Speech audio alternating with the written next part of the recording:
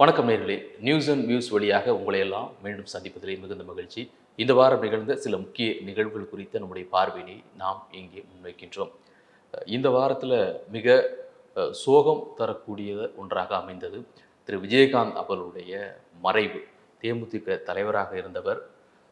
அதாவது திரைத்துறையிலிருந்து அதனுடைய செல்வாக்கு, அதன் பிறகு அவருக்கு ஏற்பட்ட அந்த அரசியலுக்குள் வர வேண்டும் என்று அவர்கள் ஏற்பட்ட அந்த அவா அல்லது விருப்பம் அல்லது நோக்கம், அதன் மூலமாக அவர் அந்த அரசியலுக்குள் பிரவேசம் செய்து அதன் பிறகு கண்ட வெற்றி தோல்விகள், தொடர்ந்து இதுபோன்று அரசியல் சினிமா என்று இரண்டு விஷயங்கள் பற்றி அவர் சொன்னாலும் கூட பொதுவாக அறியப்படுவது அவருடைய குணாதிசயம், அவருடைய கொடைத்தன்மை, இதெல்லாம் பெரிய அளவில் விவாதம். இந்த அளவிற்கு ஒரு கட்சியினுடைய தலைவராக இருந்தவர், திரைப்பிரபலமாக இருந்தவர், சமீப நாட்கள் இந்த அளவிற்கு யாருமே கொண்டாடப்படலை அப்படின்னு தான் சொன்னோம். அந்த வகையில் திரு விஜயகாந்த் முக்கியத்துவம் பெறுகிறார். அவர் ட்ரெண்டிங் ஆகுது.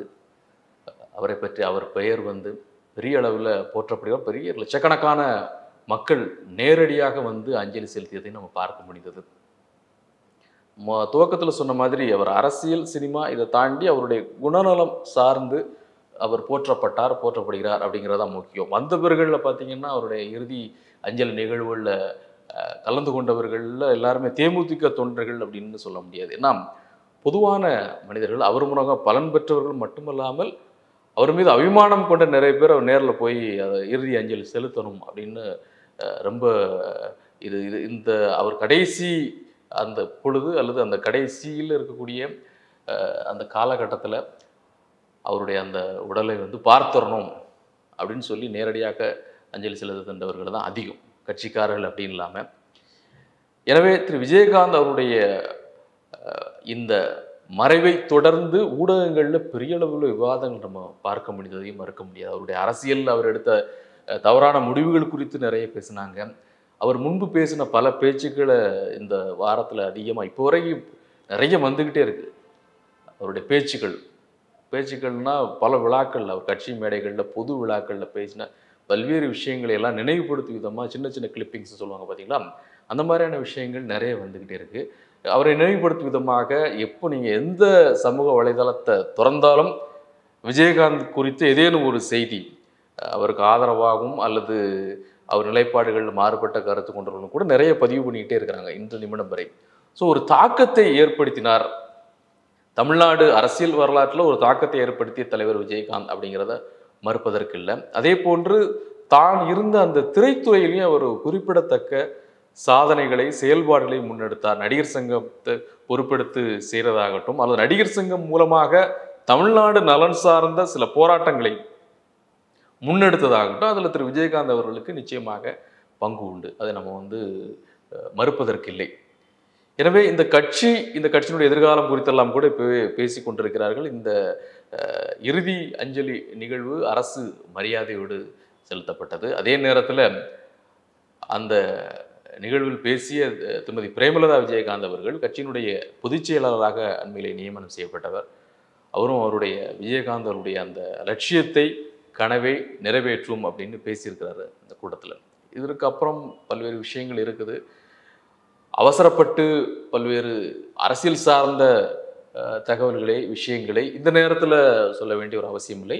இருந்தாலும் கூட இந்த மறைவு அப்படிங்கிறது ஒரு நல்ல மனிதர், உயர்ந்த குணம் கொண்டவர், கொடைத்தன்மை வாய்ந்த ஒரு தலைவர், அவர் மறைந்து விட்டார் அப்படிங்கிறது ரொம்ப உணர்வுபூர்வமாக மக்கள் அடங்கினர், தமிழ்நாட்டு மக்கள் அதை பார்த்தாங்க அப்படிங்கிறது ரொம்ப முக்கியமான விஷயம். எனவே தங்களுக்கு துணை நிற்பவர்கள், தங்களுக்கு உதவிகரமாக இருப்பவர்கள், தங்கள் நலனில் அக்கறை கொண்டவர்கள் மீது எப்போதுமே தமிழ்நாடு மக்களுக்கு ஒரு அளப்பரிய அன்பு இருக்கும் அப்படிங்கிறத நிரூபிக்கும் விதமாக இது இருந்தது அப்படிங்கிறதா நம்ம சொல்ல வேண்டிய செய்தி. அதற்கு அடுத்தபடியாக தேசிய லெவலில் நம்ம பார்க்கின்ற பொழுது இந்த வாரத்தில் பெரிய அளவில் விவாதமாக இருப்பது ராகுல் அவருடைய 2ஆம் கட்ட அந்த நடைபயணம், பாரத நியாய யாத்திரைன்னு தமிழில் சொல்லிக்கலாம்.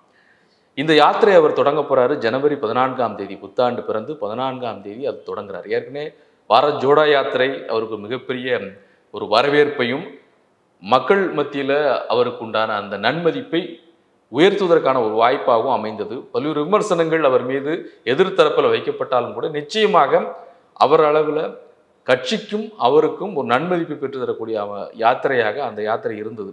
அது பார்த்தீங்கன்னா கிட்டத்தட்ட 136 நாட்கள், ஒரு 4000 கிலோமீட்டருக்கு அப்புறம் 4000 கிலோமீட்டர்களுக்கும் அதிகமாக அந்த பயணம் அமைந்தது. கன்னியாகுமரியில் தொடங்கி ஸ்ரீநகரில் அந்த யாத்திரையை வந்து அவர் நிறைவு செய்தார். அதாவது தெற்கில் தொடங்கி வடக்கில் நிறைவு செய்தார். இப்போ என்ன பண்ணுறாருன்னா, மணிப்பூரில் அவர் துவங்கி மும்பையில் அந்த யாத்திரையை நிறைவு செய்கிறார். இதில் ரொம்ப முக்கியமாக பார்க்க வேண்டிய விஷயம், கிட்டத்தட்ட இதில் பார்த்தீங்கன்னா 14 மாநிலங்கள் உள்ளடக்கியதாக இந்த பயணம் அமைகிறது. 67 நாட்கள் மொத்தம் பயணம் பண்ணுறாரு. 85 மாவட்டங்கள் இதில் கவர் ஆகுது. போன யாத்திரைக்கும் இந்த யாத்திரைக்கும் ரொம்ப முக்கியமான வித்தியாசம் என்னன்னா, 2024 பொது தேர்தலை ஒட்டி ரொம்ப நெருக்கமாக இருக்கக்கூடிய நேரத்தில் நடத்தப்படக்கூடிய யாத்திரை. இது ஒரு இம்பேக்டை நிச்சயமாக ஏற்படுத்தும். என்ன இம்பேக்ட் அப்படிங்கிறது வந்து போக போக தெரியும். அவரை கையாளுகின்ற முறைகள், அவர் அங்கே பேசக்கூடிய பேச்சுக்கள், மக்களை சந்திக்கக்கூடிய அந்த விஷயங்கள் எல்லாம் பொறுத்து அந்த இம்பேக்ட் வந்து இருக்கும். ஆனால் ரொம்ப முக்கியமானது. ஏன்னா மார்ச் கிட்டத்தட்ட மிடில் வரைக்கும் அந்த யாத்திரை 63 நாளும் போது அது வரைக்கும் போகும்.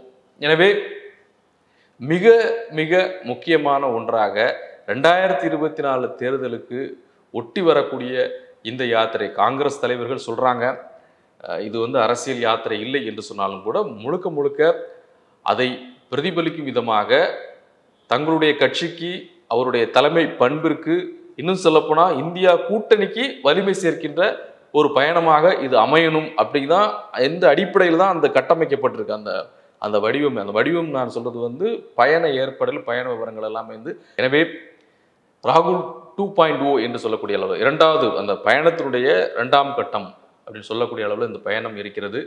இந்த பயணம் குறித்த பல்வேறு விஷயங்கள் தொடர்ந்து வந்து கொண்டிருக்கிறது. அதற்கான ஏற்பாடுகள், அவர்கள் கட்சியை சார்ந்த முக்கியமான தலைவர்கள் எல்லாம் ஒன்று கூடி அது குறித்து பெரிய அளவில் விவாதிக்கிறாங்க. அதற்கான ஏற்பாடுகள், பயண ஏற்பாடுகள், தீம் சாங், பல்வேறு விஷயங்கள், அதை வந்து சோசியல் மீடியாக்குள்ளே எப்படி அதை ப்ரொபகண்டா பண்ணுறதுங்கிற மாதிரியான பல்வேறு விஷயங்கள் குறித்து அவர்கள் தொடர்ந்து பேசி கொண்டிருக்கிறார்கள். எனவே இந்த யாத்திரை, பாரத் நியாய யாத்ரா என்ற இந்த யாத்திரை மிக முக்கியமான ஒன்றாக இந்த வாரத்திலே விவாதத்திற்குரிய ஒன்றாக மாறி இருக்கிறது. அதற்கு அடுத்தபடியாக தமிழக நாடு அரசியலுக்குள்ள நம்ம வந்து பார்த்தோம்னா, இந்த வாரத்தில் விஜயகாந்த் மறைவு குறித்து பெரிய அளவில் மக்கள் பேசி கொண்டிருந்தாலும், இன்னொரு பக்கம் திரு எடப்பாடி பழனிசாமி, திரு ஓ பன்னீர்செல்வம் இருவரும் கொடுத்த அந்த செய்தியாளர் சந்திப்பு குறித்தும், செய்தியாளர் எழுப்பிய கேள்விகள், அவர் பேசிய பேச்சுக்கள்லாம் பெரிய அளவில் விவாதமாக மாறிச்சு. ஏன்னா திரு ஓ பன்னீர்செல்வம் அவர்கள், நான் உண்மையை சொல்ல ஆரம்பித்தோம்னா, திரு எடப்பாடி பழனிசாமி வந்து திகார் ஜெயிலுக்கு தான் போகணும் அப்படின்னு சொல்ல, இவர் அதற்கு பதில் சொல்ல, போக வேண்டியது நான் இல்லை அவர் தான் அப்படிங்கிற மாதிரி சில எதிர்வினைகள் ஆற்ற, இல்லை நீங்கள் சொல்லுங்கள், என்ன சொல்லணுமோ நீங்கள் சொல்லுங்களேன் தைரியமா என்று. இது என்னன்னா எதிர்த்தரப்புல இன்னும் அதை நகைச்சுவையாக அல்லது கிண்டல் செய்யும் விதமாக பார்க்கக்கூடாது. பாருங்க, ரெண்டு பேருமே வந்து மாறி மாறி சொல்லிட்டு இருக்காங்க. அப்போ ஏதோ ஒரு ரகசியம் இருக்குது, ஏதோ அவர்கள் மறைக்கிறார்கள். அவர் ஜெயிலுக்கு போகிறதுக்கான வாய்ப்பு இருக்கு என்று சொல்வதன் மூலமாக ஒரு தவறு நடந்திருக்குங்கிறது திரு ஓபிஎஸ்க்கு தெரிஞ்சிருக்கு. அதை ஏன் வெளிப்படுத்த அவர் தயங்குறாரு, இன்னும் ஏன் அந்த தயக்கம் இருக்கு அப்படிங்கிற ஒரு பார்வையும், இவர் சொல்லுகின்ற பதில இருந்து சொல்லட்டும் அவர் போக வாய்ப்பு இருக்குன்னு சொல்லுமாறு, இப்போ அவர் பக்கமும் அல்லது அவர் மீதும் சில குற்றச்சாட்டுகள் இருக்கு. எனவே ரெண்டு பேருமே வந்து தவறு செய்திருக்கிறார்கள் என்பதை தாங்களே ஒத்துக்கொள்ளக்கூடிய அளவில் இந்த பேச்சுக்கள்லாம் இருந்திருக்கு என்று இணையதளங்களில், சமூக வலைதளங்களில் நிறைய கருத்துக்களை வந்து நம்ம பார்க்க முடியுது. எனவே ரொம்ப நாளைக்கு பிறகு நேருக்கு நேராக என்றால் நேருக்கு நேராக ஒரு கருத்து, அவர் சொன்னதுக்கும் இவர் சொன்னதுக்குமான அந்த கருத்து யுத்தம்ங்கிறது தொடங்கியிருக்கு. நம்ம புரிந்து கொள்ள முடிகிறது. தேர்தல் நெருங்கி கொண்டிருக்கிறது. இது போன்ற பல்வேறு விஷயங்கள் இன்னும் சூடுபிடிக்க தொடங்குவதற்கு வாய்ப்புகள் இருக்கிறது ரெண்டு தரப்பிலுமே. ஏன்னா அவர் மோடி பாஜக கூட்டணியில் நாங்கள் இல்லை என்பதே மறுபடியும் அந்த கூட்டத்தில், அதாவது பொதுக்குழு கூட்டத்தில் பேசிய பிறகு, அதை இன்னும் தெளிவுபடுத்திய பிறகு, இந்த பக்கம் அதற்கு இணையான அல்லது வேறு ஒரு சர்ச்சைக்குரிய கருத்து வரக்கூடிய அளவில் திரு ஓபிஎஸ் சொல்கிறார் என்று சொன்னால், அவர் மோடி ஆதரவு, மோடி எதிர்ப்பு என்ற நிலையில் இருப்பதை நம்ம வந்து பார்க்க முடிகிறது. எனவே 2024 தேர்தலுக்கு இப்போதே அவர்கள் வார்த்தைகளால் அந்த போரை தொடங்கியிருக்கிறார்கள் என்றதை நம்ம பார்க்க முடியுது. இன்னொன்று மிக முக்கியமாக ஒரு அரசியலில் இந்த வாரத்தில் சந்திப்பாக பார்க்கப்படுவது திரு மு க ஸ்டாலின், முதல்வர் திரு மு க ஸ்டாலின் அவர்களை பாமக நிறுவனர் திரு ராமதாஸ் அவர்கள் சந்தித்து மனு கொடுத்த அந்த நிகழ்வு. இந்த மனு அப்படிங்கிறதுக்கான காரணம் சாதிவாரி கணக்கெடுப்பை தமிழ்நாடே நடத்தணும் அப்படிங்கிற ஒரு கோரிக்கையை அவர் முன்வைக்கிறார். மாநிலங்கள் இதற்கு முன்பு நடத்திய, இப்போது நடத்தி கொண்டிருக்கிற மாநிலங்கள்லாம் சுட்டிக்காட்டி நீங்கள் மத்திய அரசு அதை நடத்தணும்னு சொல்கிறீங்க, மாநில அரசே அதை செய்யலாம், அதை தொடங்க வேண்டும் என்பதை வலியுறுத்தும் விதமாக அந்த மனு அளிக்கப்பட்டதாக செய்தி நம்ம பார்த்தோம். இந்த சந்திப்பை விட்டு பல்வேறு யூகங்கள் இப்போது அரசியலில் பேசி கொண்டிருக்கிறார்கள். இந்த நேரத்தில் இந்த சந்திப்பு நடந்திருக்கிறது என்று சொன்னால் இதன் பின்னணியில் என்ன? பாமக திமுக கூட்டணிக்குள்ள வருவதற்கான சில காய் நகர்த்தல்களை தொடங்கி விட்டதா அப்படின்னு ஒரு கேள்வியை போடுறாங்க. இந்த மாதிரி எதுவும் இல்லைங்கிறது பெரிய அளவில் சொன்னாலும் கூட இந்த நேரத்தில் நேரடியாக திரு ராமதாஸ் போய் சந்திக்கிறார் என்று சொன்னால் கூட திரு துரைமுருகன் உள்ளிட்ட மூத்த அமைச்சர்கள்லாம் இருக்கிறாங்க. அப்போ ஏதோ ஒரு காய் நகர்த்தல்கள், ஏதோ ஒரு நகர்வு, அரசியல் நகர்வு நடந்து கொண்டிருக்கிறதோ, இது வேற யாருக்காவது ஜமிக்க சொல்கிறதா? அப்போ ஏற்கனவே ஒரு பலமான ஒரு கூட்டணி அப்படிங்கிறது வந்து யாரை சொல்கிறது, இங்கே தமிழ்நாட்டில் இருக்கக்கூடிய விமர்சகர்கள், பத்திரிகையாளர்கள், அரசியலை தொடர்ந்து பார்த்து கொண்டிருக்கிற நீண்ட காலமாக பயணம் செல்கிறவர்கள் எல்லாருமே சொல்லக்கூடிய ஒன்று, மற்ற இடத்துல எப்படி அவங்க தமிழ்நாடை பொறுத்தளவில் திமுக கூட்டணி ரொம்ப ஸ்ட்ராங்காக இருக்குது அப்படிங்கிற கருத்தை எதிர்த்தரப்பாக, அதாவது பாஜக ஆதரவு தரப்பில் இருப்பவர்கள் கூட அதை ஏற்றுக்கொள்ளக்கூடிய ஒன்றாக இப்போது வரை சொல்லிக்கிட்டு இருக்காங்க. ஸோ ஏற்கனவே பலமாக இருக்குன்னா பாமக கூடுதலாக வந்து சேரப்போகிறதா? பாமக கூடுதலாக சேர்ந்தால் அந்த பலம் இன்னும் கூடுமா? இதனுடைய நோக்கம் என்ன? இது மாதிரி பல்வேறு இதெல்லாமே யூகங்கள் அடிப்படையில் ஒன்று தான். ஏற்கனவே விடுதலை சிறுத்தைகள் சில விஷயங்களை தெளிவுபடுத்துகிறாங்க. பாமக இருந்தால் அந்த இடத்துல விசிக இருக்காதுங்கிறத ஒவ்வொரு காலகட்டத்தில் அவங்க வந்து சொல்லிக்கிட்டே இருக்கிறாங்க. எனவே அப்படி எது மாதிரியாத ஒரு சூழல் ஏற்படுறதுக்கான வாய்ப்பு இருக்கா? இதெல்லாம் அலசி ஆராயப்படுது. ஏன்னா இந்த சந்திப்பின் மூலமாக எழுந்திருக்கக்கூடிய கேள்விகள் இது எந்த அளவுக்கு இருக்கும் அப்படிங்கிறது வந்து இப்போதைக்கு நம்ம கணித்து விட முடியாது. அதே நேரத்தில் இது வெறும் இந்த சாதிவாரி கணக்கெடுப்பிற்காக மனுவை நேரடியாக அளிப்பதற்காக ஏற்பட்ட ஒரு சந்திப்பு என்று மட்டும் இதை எடுத்துக்கொள்ளவும் முடியாதுங்கிறது ரொம்ப முக்கியம். போக போக நம்ம தெரிஞ்சிடும். நிறைவாக நாம் சொல்ல விரும்புவது, நம்ம இந்த வாரத்துடைய நிகழ்வுகள் அப்படின்னு சொன்னாலும் கூட இந்த ஆண்டினுடைய நிறைவில் நம்ம இருக்கோம். 2023 நிறைவில் நாம் இருந்து கொண்டிருக்கணும். இந்த ஆண்டு நமக்கு கற்பித்து கொடுத்த பாடங்கள் பல. நம்ம அரசியல் நிகழ்வுகளை தாண்டி இந்த ஆண்டு தமிழ்நாட்டை பொறுத்த அளவில் பெருவெள்ள பாதிப்புங்கிறதுனால பெரிய பாதிப்பை நாம் சந்தித்திருக்கின்றோம். சென்னை மட்டுமில்லை, சென்னை, காஞ்சிபுரம், திருவள்ளூர் மட்டுமில்லை, தென்பகுதிகளில் தூத்துக்குடி, திருநெல்வேலி, தென்காசி, கன்னியாகுமரி உள்ள அந்த தென் மாவட்டங்கள் பெருவெள்ள பாதிப்பு. இன்று வரைக்கும் கூட மீட்பு பணிகள், பல்வேறு விஷயங்கள் நடந்து கொண்டிருக்கிறது. அவர் பொருளாதார ரீதியாக மேலெழுந்து வருவதற்கான முயற்சிகள் அவர்கள் அங்கே செய்து கொண்டிருக்கிறார்கள். பல அமைப்புகள் உதவி செய்கிறது, கட்சிகள் உதவி செய்து, அரசுகளும் செய்து கொண்டிருக்கிறார்கள். இருந்தாலும் கூட இன்னும் கொஞ்சம் நேரம் ஆகும் அதிலிருந்து மீண்டு வருவதற்கு. நேரம் நான் சொல்றது கால அளவு. எனவே இந்த பாதிப்பு அப்படிங்கிறது மிகப்பெரிய பாதிப்பாக 2023 நமக்கு நிறைவில் இருந்திருக்கு. ஸோ மீண்டு வருவதற்கான முயற்சிகள் ஒரு பக்கம் நடந்துகிட்டு இருக்கு. அது ரொம்ப ஆரோக்கியமான விஷயம். ஏன்னா நம்பிக்கையோடு எழுந்து வரணுங்கிறது ரொம்ப முக்கியம்.